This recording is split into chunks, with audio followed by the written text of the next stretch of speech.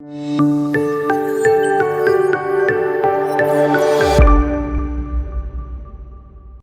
and a very warm welcome to the Bharata First podcast. This is Frank Rausan Pereira doing a reading of C.Raja.Gopalachari's Mahabharata.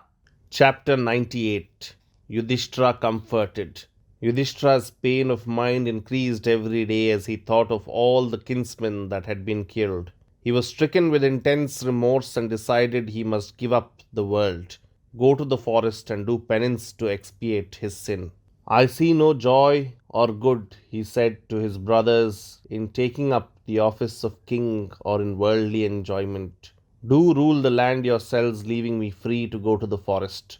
Arjuna talked to the nobility of family life and all the good one may do without taking sannyasa. Bhimasena also spoke and harshly. You talk, alas, he said, like a dull-witted person who has committed to memory the texts of the Shastras without understanding their sense. Sannyasa is not the dharma of Kshatriyas. The duty of a Kshatriya is to live an active life and perform his proper task, not to go to the forest renouncing activity. Nakula, who contested the propriety of Dharmaputra's proposal and insisted that the path of work was the right one to follow and the way of sannyasa was beset with difficulties, Sahadeva also argued likewise and entreated.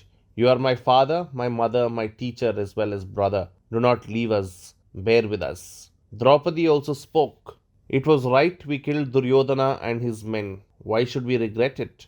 Among the duties of a king is included the inflicting of just punishment.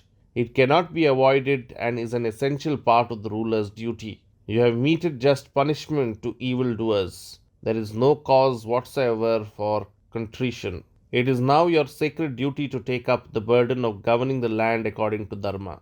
Cease grieving. Then Vyasa spoke to Yudhishthira at length and explained where his duty lay, pointing out precedents and persuaded him to go to the city and take up the burden of ruling the land.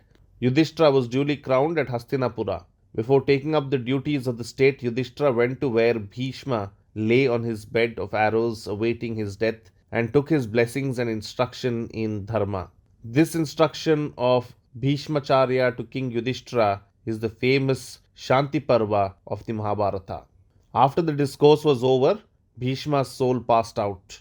The king went to the Ganga and offered libations in accordance with ancient custom for the peace of the departed soul.